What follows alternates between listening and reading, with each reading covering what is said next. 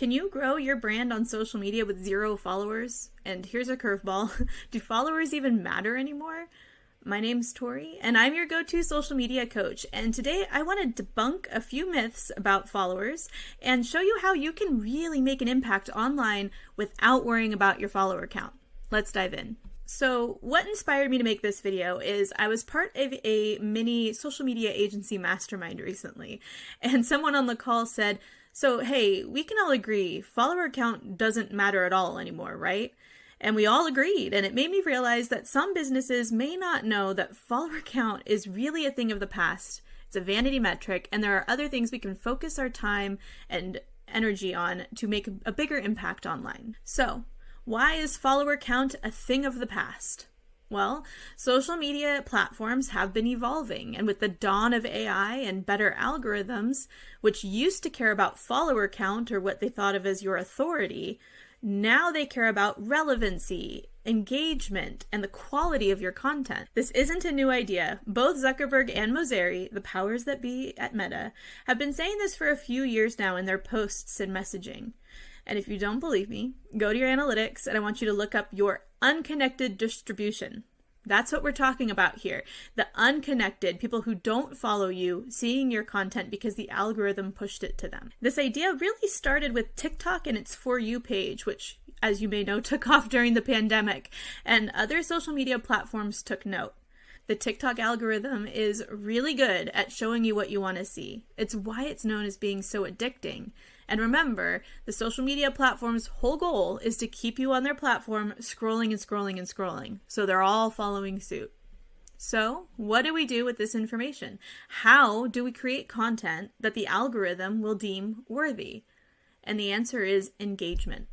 Modern social media algorithms really care about the likes, the comments, the shares. The more your content is engaged with, the more it thinks it's interesting and will push it to more people.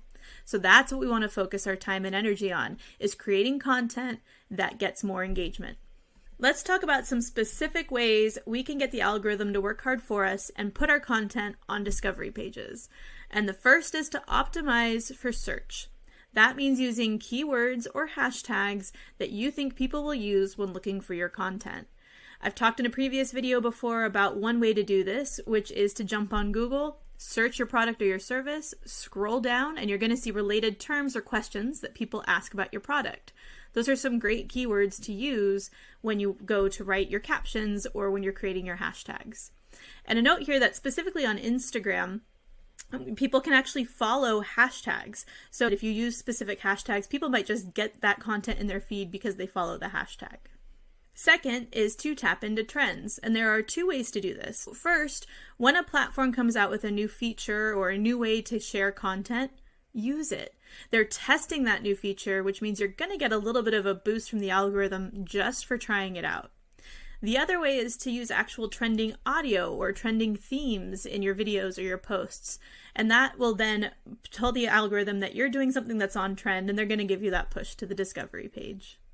Third is creating content that really connects, that really shows that human side. So think about showing the behind the scenes of your business, the people behind your business, that authenticity. In the world of AI, that human content really stands out. Fourth is to engage through education. People really do love to learn, especially if it's free and easy to get online. So provide value to your followers, teach them something.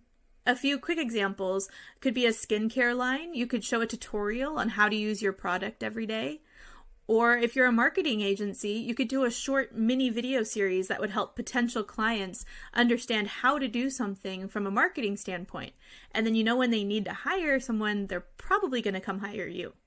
Fifth is leveraging user-generated content. So this means we're encouraging your customers or your clients or your audience to share their stories that have to do with your product or service or brand.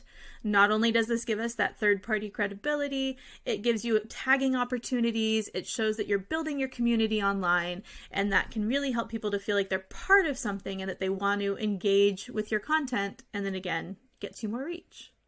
Now, this is where you could partner with an influencer. It doesn't have to be a macro influencer, could be micro, someone smaller, really specific to your industry or your location. You could also partner with some brands that have very similar values to you. They don't have to be directly related.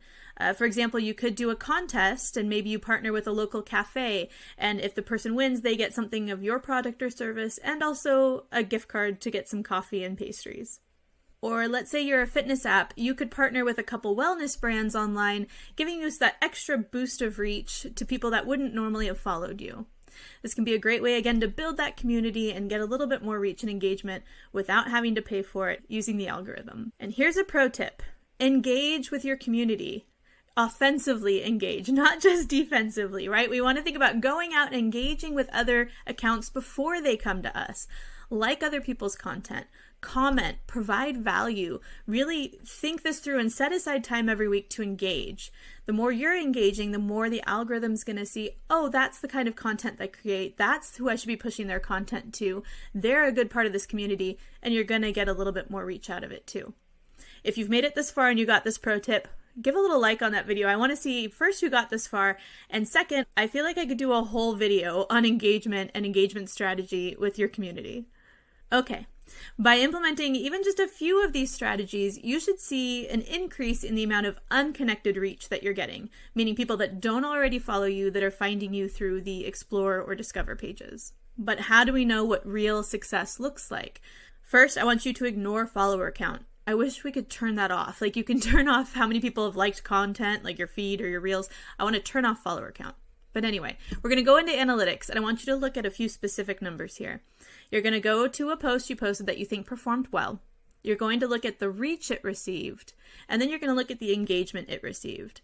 Some of these networks or tools, if you're using a tool, will show you the engagement rate. To calculate that really easily, you're going to take the amount of people that engaged, so the engagement number, divide it by the amount of people who were reached, so that reach number. That's going to give you the percent of people that actually engaged or connected with your content. That engagement number is generally like 1% for most social media platforms. I want you to aim for 10 or higher if you can. The higher that engagement rate number is, the more you know the algorithm is seeing you have quality content and you're going to get higher reach. Okay, so we're going to wrap up, and basically what I want you to get out of this video is that follower count does not matter anymore. Do not buy followers. It doesn't help you. It only hurts you, really, because the algorithm can figure that out pretty quickly too. We want to focus instead on making genuine connections with people, providing value, and creating content that really makes our audience happy and gets them to want to engage with us more. By focusing on these instead, you can grow your brand online not only steadily, but reach way more people than you would have if you'd only focused on your follower count. I personally felt really inspired by this video. I hope it inspired you too. It got me thinking about my Instagram strategy a little bit more. If you do want to try one of these strategies, or if you try one and it works for you, please do leave a comment and let me know. If you have any questions, I'm happy to answer. I will get back to you. And make sure you subscribe so that my next video is really easy to find. Thank you for watching, and stay social.